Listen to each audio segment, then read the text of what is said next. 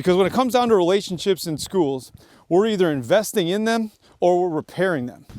All right, buddy, Weyerhaeuser, Wisconsin. 1 minute walk to work, and here's what I'm thinking about today. So last Friday I was out for a walk and I got a text message from a friend, and the text just said, "Hey man, I appreciate you."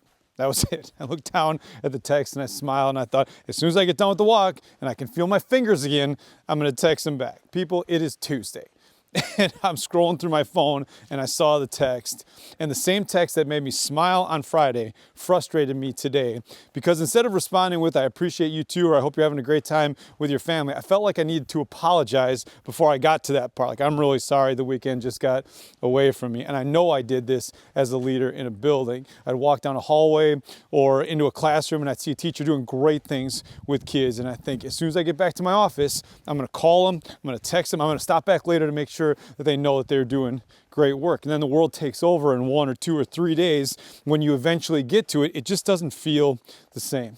So leadership challenge for next week is simply this: don't wait.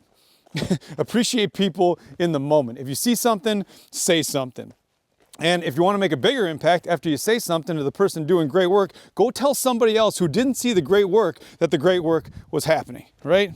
Because when it comes down to relationships in schools, we're either investing in them or we're repairing them. The question is, where do you want to spend your time? Man, it's got to take care of each other. All right, people, that's all I got. We're all sitting together, man. Have a great week, everybody.